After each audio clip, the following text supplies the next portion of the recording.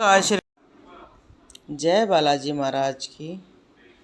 आप सभी हमसे बहुत जानने की कोशिश करते हैं कि आप बताओ, अगर हमारे दीपक में आकृतियाँ बनती हैं, हमें बैठे बैठे झटके लगते हैं या हमारे शरीर में अलग अलग अनुभव होते हैं, अगर हमें कोई शक्ति प्राप्त हो गई है, उस शक्ति का प्रयोग हम कैसे कर सकते हैं? कैसे हम अपने जीवन में उन चीज़ों से बदलाव कर सकते हैं? बाबा का आशीर्वाद SPM चैनल पर आपको बहुत सारी जानकारी मिलेंगी दीपक की आकृतियों के बारे में।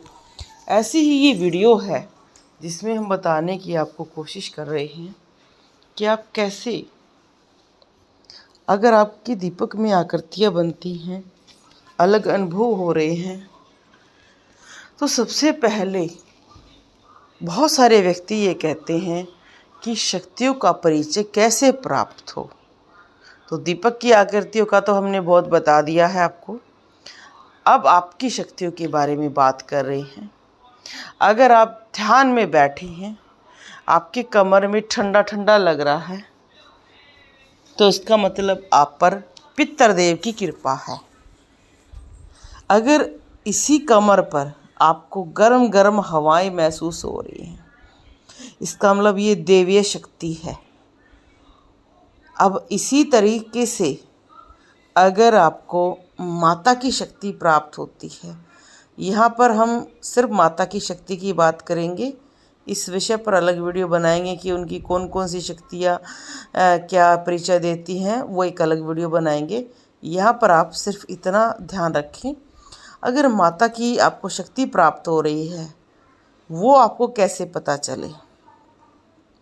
अब माता की शक्ति का सबसे पहला संकेत तो बहुत सारे लोगों को यही होता है कि उनको लगता है कि जैसे कंधों पर बहुत वजन आ गया है और उनका सर हिलाने का मन कर रहा है। बहुत सारी पेशी में सर हिलता है। अब उसको हर किसी सिर हिलते हुए सवारी को हम माता की पेशी नहीं कह सकते हैं। अब अगर आपको ध्यान में, या जैसे आप ध्यान कर रहे हैं पूजा करते वक्त, आप अगर हनुमान जी की आराधना बहुत ज़्यादा कर रहे हैं, यहाँ पर आप हनुमान जी से, जैसे जैसे हम हनुमान जी की आराधना करते हैं, बहुत सारे लोग ये कहते हैं जी हमारे जो गाल हैं वो फूलने लग जाते हैं, हमारे जबड़े में बहुत दर्द बनता है। कई बार हमें लगता है कि हम कोई शक्ति बहुत तेज़ी से हमारी तरफ आ रही है, हमारे शरीर में प्रवेश कर रही है। जब हम हनुमान जी की आराधना करते हैं तो हमें हमारे पितरों की भी शक्ति प्राप्त हो सकती है, और कई बार हमें हनुमान जी का दूत महाराज मिलता है। अब दूत कौन होते हैं? दूत महाराज वही होते हैं जो हनुमान जी के शरण में, जिन्होंने हनुमान जी की बहुत सेवा की है और वो हनुमान जी के शरण में रहकर हनुमान जी की शक्तियों को प्राप्त करते हैं। ऐसे ही अब वो हमें हनुमान जी अपनी विशेष कृपा के द्वारा वो हमें प्रदान कर देते हैं कि भाई जाओ, इनकी आप हेल्प करो, मदद करो आगे बढ़ने में। अब हनुमान जी के दूत के क्या संकेत हैं? अगर आपके हनुमान जी का दूत मिला है तो आपका जो मुंह है, जबड़े में बहुत दर्द रहेगा, गाल आपको लगेगा बहुत फूल रहे हैं, आपको भुजाओं में बहुत ज़्यादा ऐसे लगेगा कि बल मिल गया है, जो पेशी है वो हाथों को ज़्यादा हिलाएगी, और आपको जैसे वो जय श्री राम, जय बालाजी के जयकारे लगाएगी। बंदरों की तरह कई लोग गुलाटी भी मारते हैं। ये एक संकेत होता है कि आप पर ये कृपा आई है। और हनुमान जी की आराधना करते वक्त आप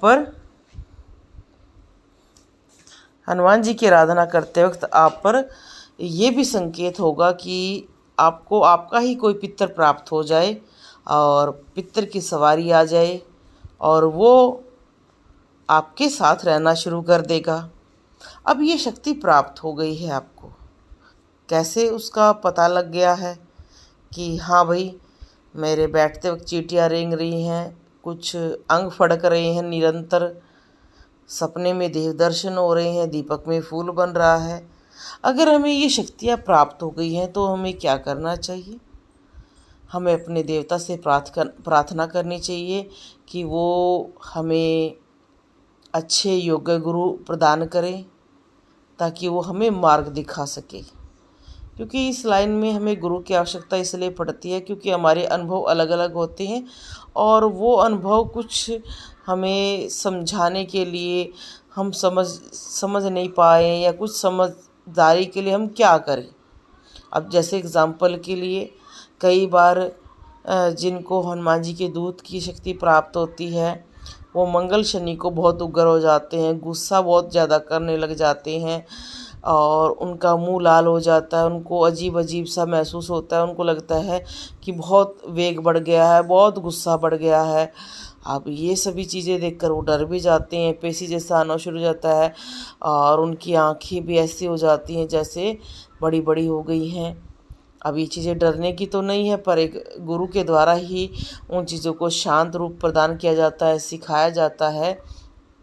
पर कोई बात नहीं है, फिर भी आप अपनी शक्ति के द्वारा जो छोटी बातें, या आप मतलब जानना चाह रहे हैं ना कि भाई क्या रहस्य है, तो आपको क्या करना है कि आप स्वयं भगवान से प्रार्थना करें कि जो भी शक्ति है वो अपना परिचय दे, और ध्यान में, सपने में, जो साधना काल में आपको अनुभव हो रहे हैं उनको आप लिखें ज़रूर, ताकि आपको याद रहे, या कोई भी व्यक्ति से आप जानकारी प्राप्त करें तो फिर ये ना कहें कि जी मुझे ये दिखता था, याद नहीं है, कुछ मंत्र प्रदान किया था, मुझे ये अनुभव होते थे।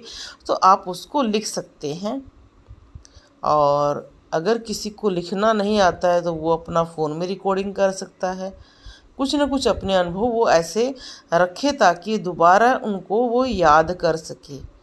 और अगर आपको पितृदेव की शक्ति प्राप्त होती है तो आप याद रखें कि जो रविवार है और अमावस्या पर आपके शरीर पर अलग सा एक वजन रहेगा, आपको अजीब सी भूख भी लग सकती है, और जैसे ही आप पितरों का भोग दोगे वो भूख शांत हो जाएगी, और आपको हर तरह की अंदर से जानकारियाँ प्राप्त होगी कि घर में ये होने वाला है, शुभ होने वाला है, शुभ होने वाला है। अपने आप आपको चीज़ें महसूस होनी शुरू हो जाएंगी। और अधिक जानकारी के लिए कैसे कैसे आप भविष्य दर्शन कर सकते हैं, या किसी के बारे में बता सकते हैं, या अपने द्वारा बता सकते हैं, इस विषय पर हम वीडियो बनाना शुरू कर रहे हैं, और बहुत सारी जानकारी आपको प्रदान करेंगे। और अधिक जानकारी के लिए हम YouTube पर लाइव आते हैं, आप लाइव के माध्यम से भी जुड़ें। आप दरबार में भी आ सकते हैं, रविवार को दरबार लगता है बालाजी महाराज की कृपा से।